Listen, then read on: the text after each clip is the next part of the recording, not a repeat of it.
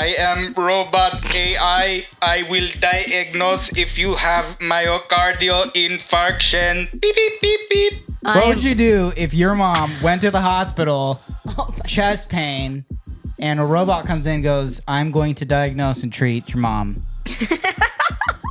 Yeah, folks, we got to talk about AI. Artificial intelligence. Wow. Let's have an unfiltered conversation, shall we? Welcome back to the show. We are healthcare professionals talking unfiltered. It's unfiltered conversations on God, wellness, and purpose. Things that affect all healthcare and wellness professionals. We try to have a refreshing approach on things. I am here and happy. If you don't know, this is my wife. I'm introducing her again for the billionth time. If everyone welcome Lexa. Hello. Again. Yeah. I've become an old face on this podcast. You're a co-host at this point. Pretty much. That's what it is. Yeah. No longer a guest. That's right. If you haven't already, please subscribe on YouTube. Leave a 5-star review if you are enjoying these conversations. Today we are discussing something that is in the news. Everybody's talking about it. It's hot. Especially with ChatGPT coming out now. It is going to affect healthcare, transform healthcare. It's already doing so. Doing it. It already has. It's already doing so, and we need to have an honest conversation about this. Because I don't want to be replaced like the people that were replaced at all Targets and all Walmarts and all this. Oh, snap. Yeah, it's true. You remember going in and seeing all the cashiers? There's no cashiers anymore. I mean, maybe in the return section. Hardly. But everything is self-checkout now. Hardly, yeah.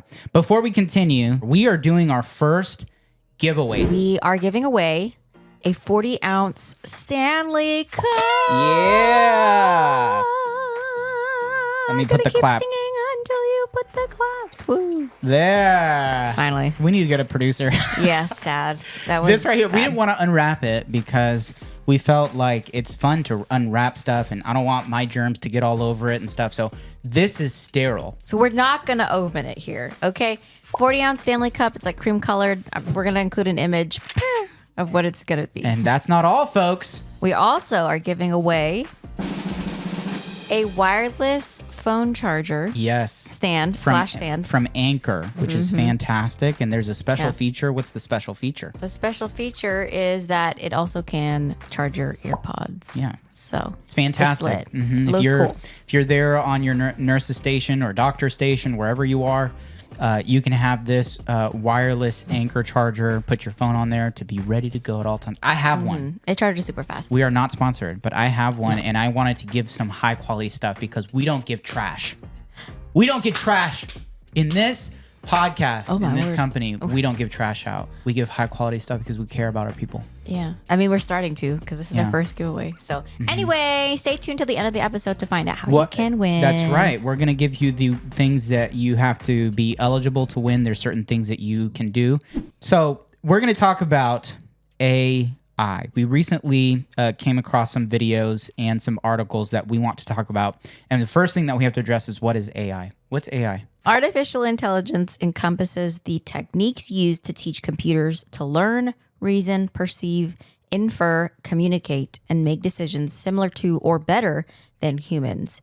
AI isn't one technology, but rather a collection of technologies that perform various functions depending on the task or problem being addressed. That's a fancy way of saying computers are now smarter than us and we're stupid. It is a fascinating thing and time in our history where computers are beginning to learn things, not just compute and compare, but actually to learn certain behaviors and then, start to think. I don't know if we would now categorize that as critical thinking. That's not critical thinking, right? Or is it?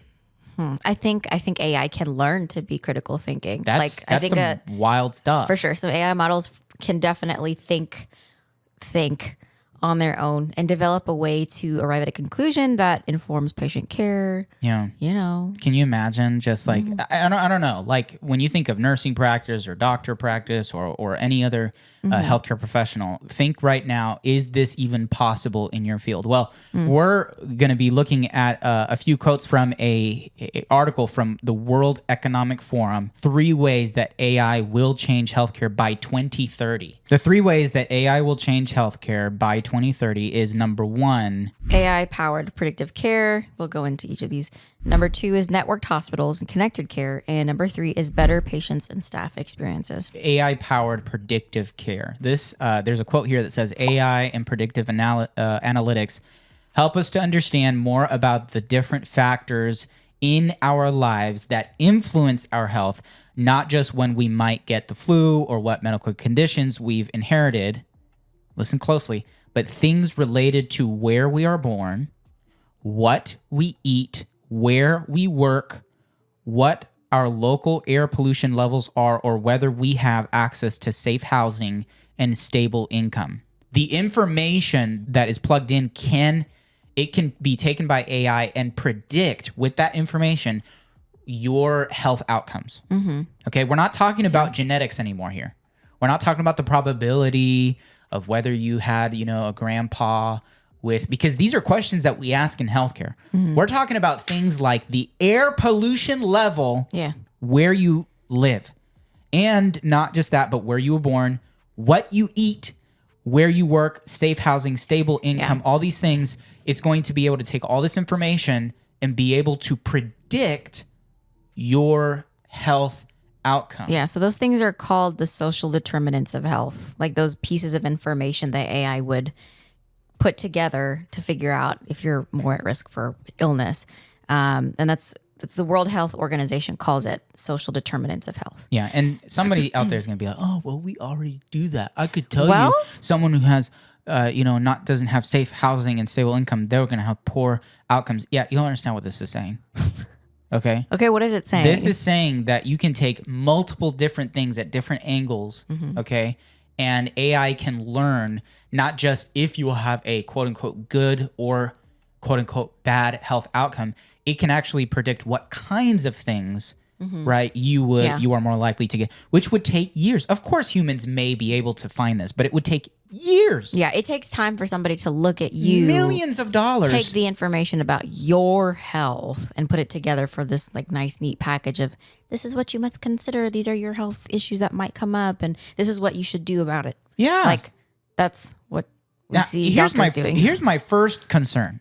Okay, I'm sorry. I'm the doomsday guy. Yeah, he's a doomsday guy.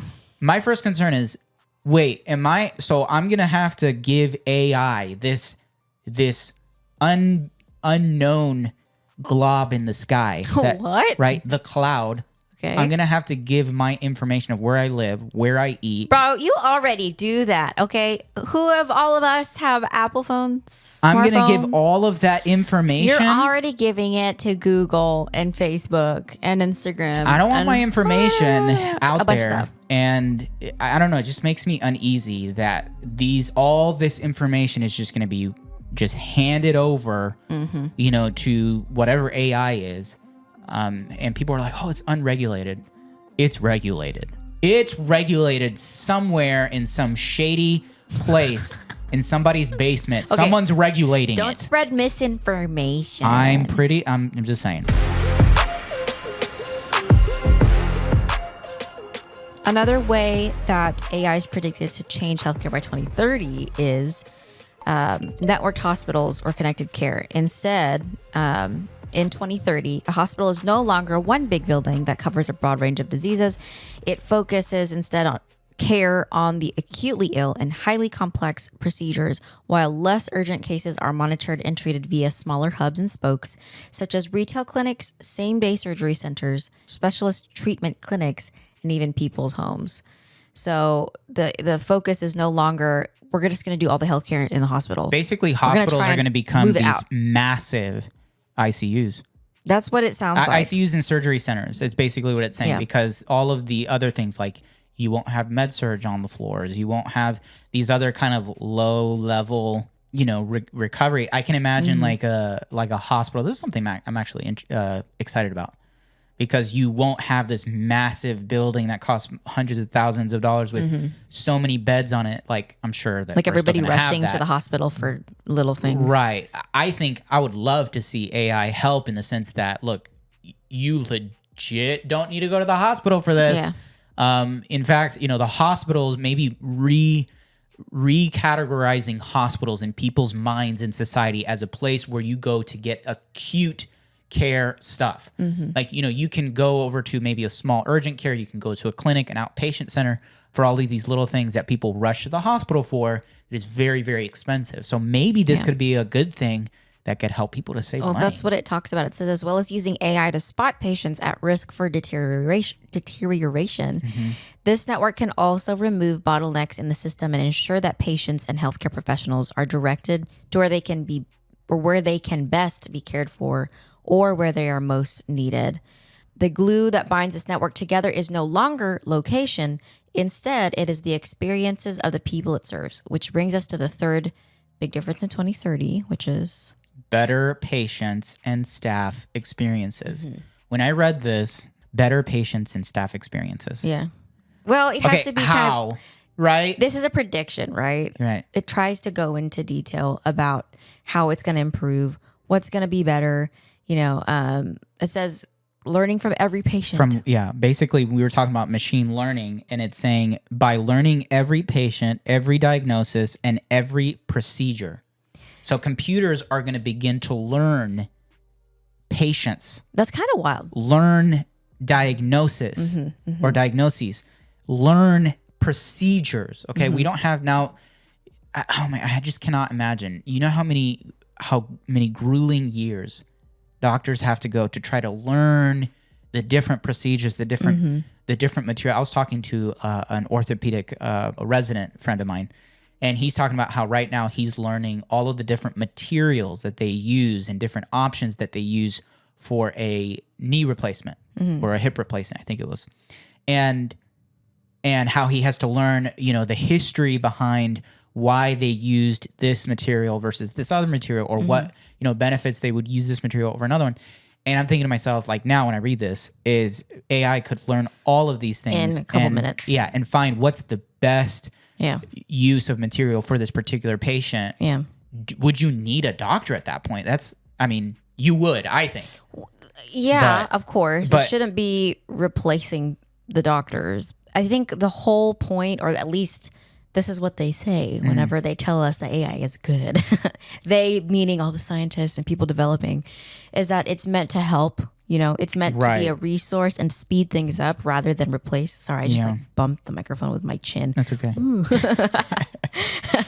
It says that it not only improves health incomes, but also reduces clinician shortages and burnout. Now, I don't know how that's a bit of a stretch, but if we need help on any front, it would definitely be clinician shortages, though, and burnout. However, it's gonna somehow, solve the nursing shortage. That's a bit of a stretch. While enabling the system to be financially sustainable. Will it? Are we sure? Is AI not going to cost an arm and a leg? I'm not sure. The conclusion of the article says that AI should be a resource, basically, and not replace people in healthcare. So specifically, let's talk a little bit specifically to nursing. Let's talk how specifically is AI changing nursing? This is something that hits close to us because we are both nurses. And how could you see AI, disturbing the waters? Disturbing. It already has, number one. AI.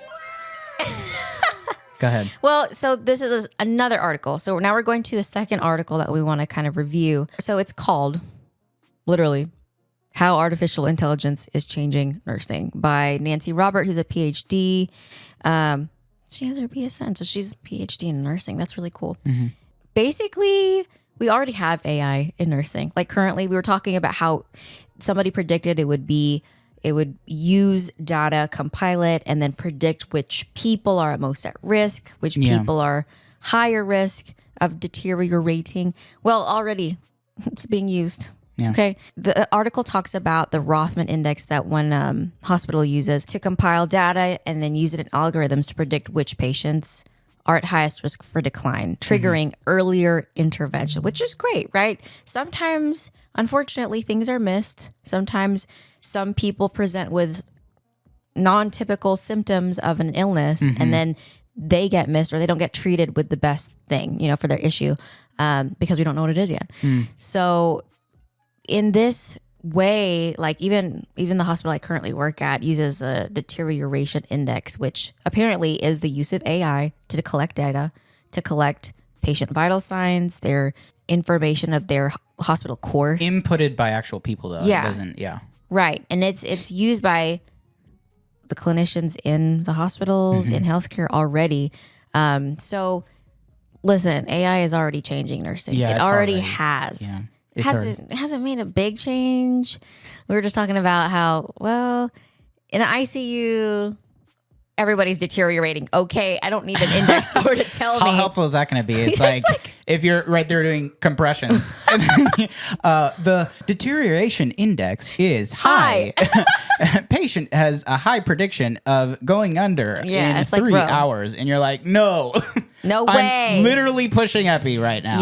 Yeah. So in some ways, I think it would be a little bit like Yeah. not as practical, but for sure on the front of people who are doing relatively well-ish. Yeah. And maybe we're not seeing like on a med surg floor. Sure. or, Yeah. Or we're I not think- seeing everything that this patient is going through or their trends of vital signs. There's just like simply not time for the nurse to see all that data Yeah. and think about it all. It could be very You know? helpful, especially also for newer nurses who see, maybe they don't have the veteran skills of looking at a patient and can tell that something's wrong. Right. Or critical thinking. Yeah, but there's the something. right. It could be a So much to helpful do. tool for someone to look at and say, okay, well, the predictive, the whatever, what is it called? Score The of some kind. deterioration predictive, whatever, is telling me it's this score. So Yeah. let me use my critical thinking to decide what I want to do next. Secondly, robots. Okay, robots in nursing. Did you know that there are already robots involved in nursing I had no care? idea. I legit didn't know that. And there's a huge list. So we'll include the link to this article, but there's a long list. Okay, I say long, but there's probably like 7 different robots that are already being used and have their own names. Let's count. So there's Buddy, a home robot. Little Sophia, which is a robot for kids 8 and Little older. Sophia? That's kind of Yeah. scary. Teaches STEM, coding, and emotional engagement for kids age 8 and older. Crazy, right? Lynx, a home companion that sounds like a cat or like a dog. Yeah, it does. Yeah. Miko, which is a kids robot that understands emotions, and then there's plenty more. There's like twice as much on this list. So robots are already present in nursing. They have emotionally responsive robots, which are also called social or companion robots, and they're So weird. in healthcare, they're in homes, in workplaces already. Social robots, it says, are designed to interact in ways that make them human by responding to human interactions. Yeah. So, to go into Sophia again, it says Sophia is an example of a social robot conceived as a companion for older adults that demonstrates the potential of technological advancements to improve how robots function. In 2018, Sophia was redesigned with mobility capabilities and is now the first robot to be given citizenship. Sophia is a citizen of Saudi Arabia. Tell me why the first thing that I think of is a What? sex doll. That is literally Sophia. I can't tell you why you thought of that first, but this is weird. But that's, we think about all Citizenship. the movies. What was that movie with Will Smith? There was a movie with Will Smith where AI basically took over and they all became evil except for one robot, maybe. I don't know, bro. There's lots of robots involved in nursing care. My job right now has 2 robots. Okay. They Oh my started using goodness. them, Actually, I think, you're a year and a right. half ago or 2 years ago. I don't remember how long ago. What are they, Moxie and Roxy? Yeah. So they're used to deliver, they're basically like couriers. You can, Couriers? Courier. Not career, but courier. Oh, they're Like couriers. they carry things. Oh, They do that in restaurants too. They come and Yeah. bring the food Oh, and all that. We had a restaurant robot one time. Yeah, when we went on a date. So robots are present doing tasks of like delivery, bringing things to labs. That's what we use it for at our hospital. Nursing is done. It says that research suggests that between 8 and 16% of nursing time is spent on non-nursing activities. I would argue it's probably more. Yeah, I would say it's more. And tasks that should be delegated to others. Yes. Nurses with robot support will have the ability to take back this time and spend more of it with patients. Somebody has the wrong definition of non-nursing and nursing activities. They don't know that's why that little percentage nursing, is though. 8 and 16. Okay. Yeah. Because I would argue that is a lot more than 8 and 16. The time that we use to do things. That's not a nursing specific thing. Me getting water. Yeah. I don't know. Is that? That's a whole other thing. Another discussion to be had. Yeah. But definitely there are robots involved. And it's crazy. It's crazy to think in the course of the last 3-4 years, I would say, like it's become way more common. And we forget how it was just in movies as like sci-fi predictions of the year 3000. Sometimes this stuff doesn't, it's not in our faces. And so by the time we open our eyes, it's like, wow, I didn't realize this stuff is happening in the background. This progression of technology. Yeah. And by the time we realize it, it's like taking over. It's way more than we expected or realized was progressing.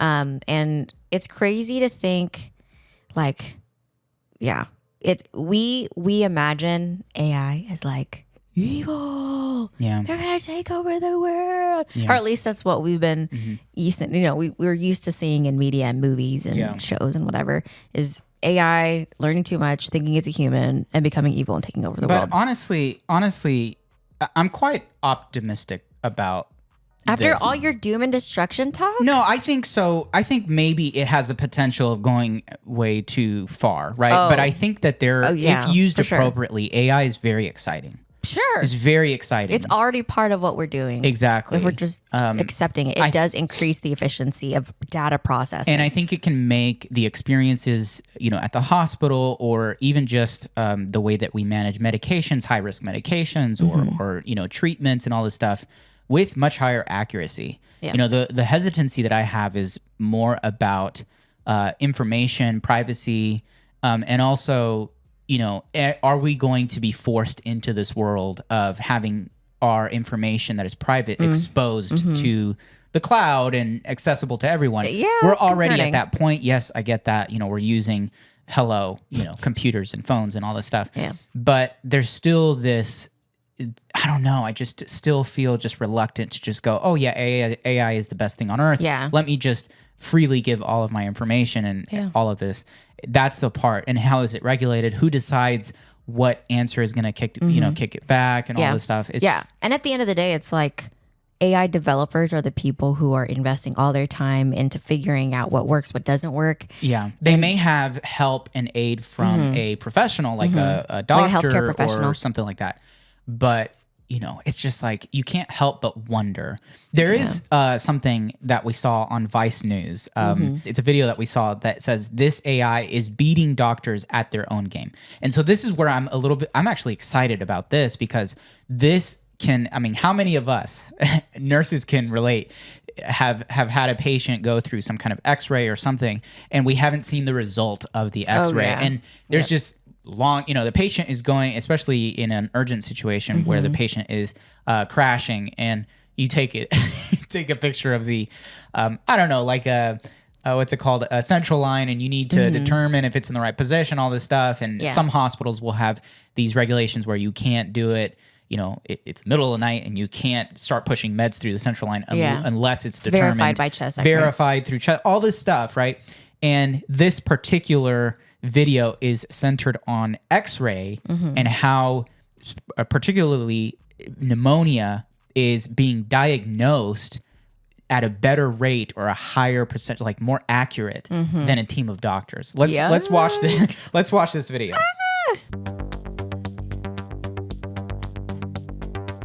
This is how a radiologist diagnoses pneumonia. 84-year-old female, shortness of breath period, frontal and lateral views of the chest period. This is an algorithm called ChecksNet that's trained to do the exact same task. And this is how it performed against 6 doctors analyzing 50 chest x-rays for pneumonia in a recent test at Stanford. It says humans predicted with 79% accuracy and AI predicted with 81% accuracy. Yikes. It says winner, winner, winner. on AI. ChecksNet is one of many projects exploring how artificial intelligence can take over tasks normally done by doctors. And it has some radiologists worried that AI could one day replace them. That's because algorithms are getting really good at interpreting images and diagnosing disease, sometimes with greater accuracy than humans. We'll take a picture of this x-ray. The model will then run, and within a few seconds output it all these diseases, and they're sorted by the order of most likely to least likely. ChecksNet was given tens of thousands of images and told which ones have pneumonia and which don't. Tens of And thousands. it trained itself to recognize patterns and identify pneumonia in Trained new itself. x-rays. I wish I could This train myself. process is called deep learning. In 2016, computer scientist Geoffrey Hinton, also known as the godfather of deep learning, put radiologists on notice. People should stop training radiologists now. It's just completely obvious that within 5 years, deep learning is going to do better than radiologists. Part of the reason Bruh. guys like Hinton say radiologists are replaceable is because they often work behind the scenes. Say you go to the emergency room with a really bad cough. The ER physician will order a chest x-ray, which is then read by a radiologist who gives a report back to the ER physician. Vice News spoke with Dr. Matt Lundgren, a radiologist at Stanford who's helping to develop new AI technologies. As a patient, you're telling me that this process of reading my x-ray, which used to be done by a human, is now done by an algorithm. Why would I want this? Well, so I don't, Why? even I don't feel comfortable with that, right? Would you fly a plane without a pilot? Good question. The situation that you just described is not one that has no physician in the loop. For narrow use cases, I think it would be a tremendous benefit as a patient to have, my doctor get information from some of these algorithms if they're shown to work. What happens when the AI misses an important diagnosis? It's something that comes up all the time. No matter what happens, if we are saying that we're going to use these algorithms clinically, there will ultimately be a time where an algorithm will make a mistake. The responsibility for the use of that algorithm will ultimately fall, I'm assuming, on a combination of the clinician and the healthcare system that's using this algorithm in that way. That's right. Concerns aside, this research has created a gold rush for AI in medicine. All of it on display here at the annual meeting of the Radiological Society of North America. So this is a super chill MRI that also uses artificial intelligence to compensate for movement of the body, like my breathing, and still get an accurate reading. Wow. So then you don't have to hold your breath anymore. Yeah. Do you ever feel like you're training your replacement? Yes, I hope so. I think in academic Really? medicine, You hope that this algorithm will replace you? absolutely. He's like, what? Dr. Constance Lehman is a radiologist and Harvard Medical School like, "What?" professor who's also working with AI. She helped develop a model that measures breast density, a risk factor for cancer, in mammograms. I am constantly teaching the next generation. So I have students come through. I hope they're smarter than I am. I hope they're better than I That's am. I cool. hope they're stronger than I am. So in some ways, I may have sort of anthropomorphized this machine learning process. This is your student. This This is is my student, and she is relentless. She works 24/7. She never stops. She's looked at now over 200,000 mammograms. And that efficiency That's awesome. has worried some doctors in training. In a recent survey of Canadian medical students, 29% of respondents agreed that AI would replace radiologists in their lifetime. So And the young people. 68% agreed that AI would reduce the demand for radiologists. For context, there are an estimated 38,000 radiologists practicing in the US. Is there a fear Wow. that radiologists will be replaced by AI? There is a fear. That kinda So sucks. that's a very limited view of the role of a radiologist because we do much more true. than search for patterns on images. And it's all those other aspects of the radiologist's job and our contributions to healthcare that will explode. AI allows So It's so positive. here's Very this is positive way of This is thinking. an amazing lady. I just want to say, instead of taking the role, and we've kind of addressed this in previous episodes. Instead of taking the role of I am the victim of this new technology, she is reinventing, and maybe not even reinventing, because she already says that the radiologist is already more than what people give credit to. Right. But she is saying we are more than just looking at a couple images. Yeah. This is the attitude to take. This is the champion of personal responsibility to overcome that victim mentality and say, what can I do to look at this situation and rise above? Yeah. Hello, somebody. Well, I think it makes sense to have a little bit of concern. Sure. Your job will be different than what it would have been. She's saying, this thing is my child. Yeah, she really did take ownership there. She's relentless. Yeah, she learns 24/7. This is my student. I mean, but jokes aside, she literally takes the response of saying, I hope that my student is stronger than me. Mm-hmm. I hope that my student is smarter. Mm-hmm. That is the kind of teacher that I want to go and learn from, right?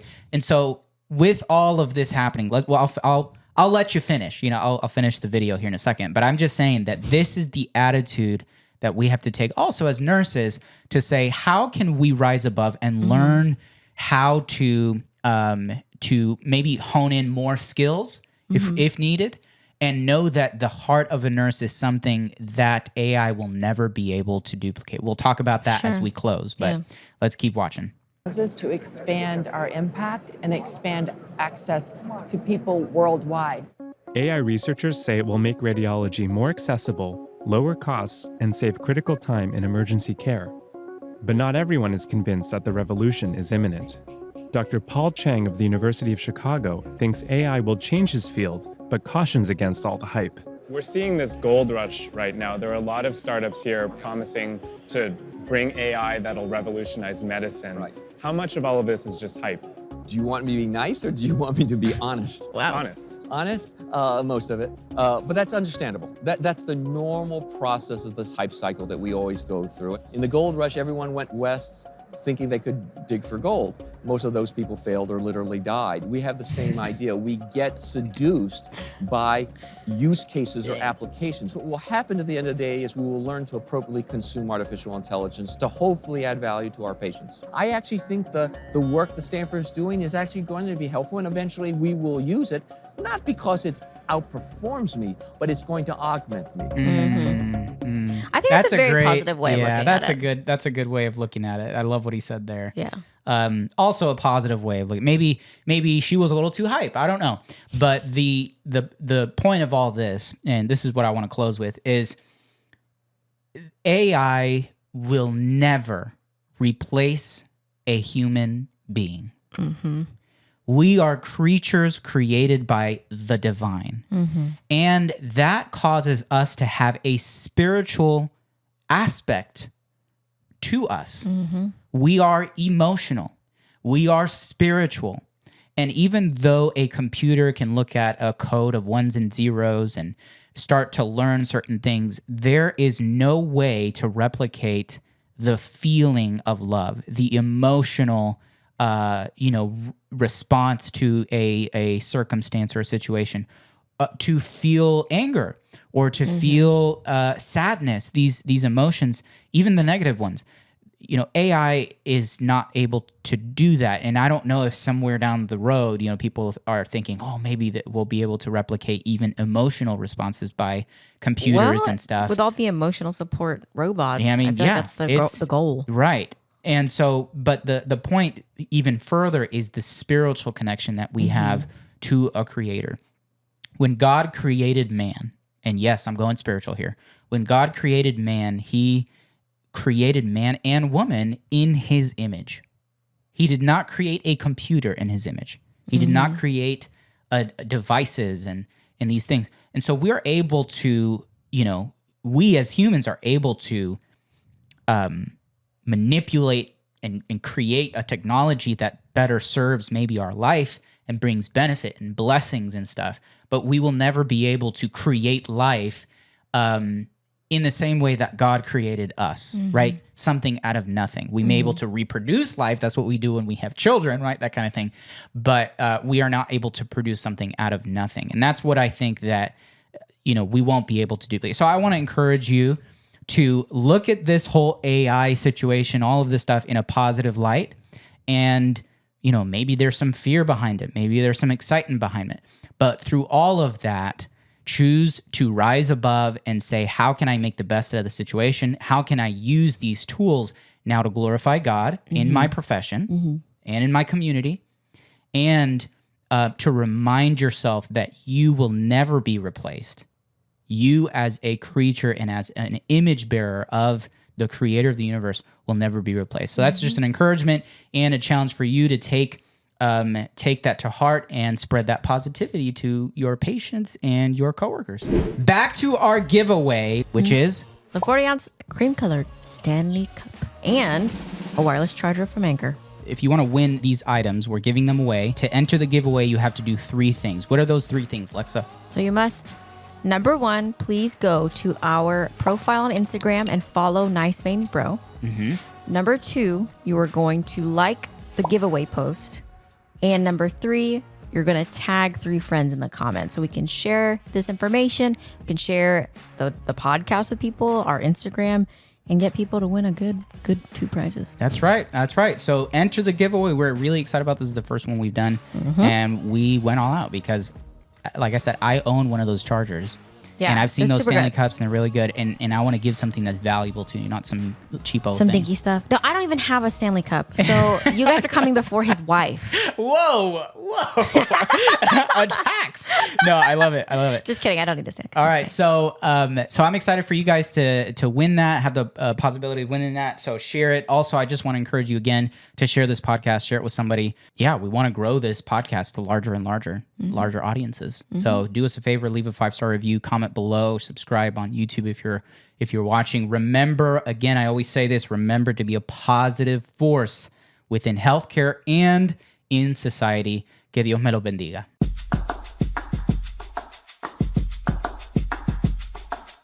When I would listen to podcasts before I became a podcaster myself, I didn't realize how much leaving a 5-star review helped. And so now on this side, I just want you to know that it really does mean a whole lot when people review and share the content. So if you enjoyed it, please share it with somebody and leave a 5-star review on whichever platform you use, Spotify, Apple Podcasts, etc. And if you're interested, you can also find us on social media at Nice Veins Bro, or shop online at niceveinsbro.com. My personal stuff you can find under Nene Pablo, which is spelled NENEPABLO. I spend most of my time on YouTube making vlogs and videos and on Instagram. So I would love to connect with you. And remember, be a positive force and influence within healthcare and society. It's all about God, wellness, and purpose here. Thank you for listening.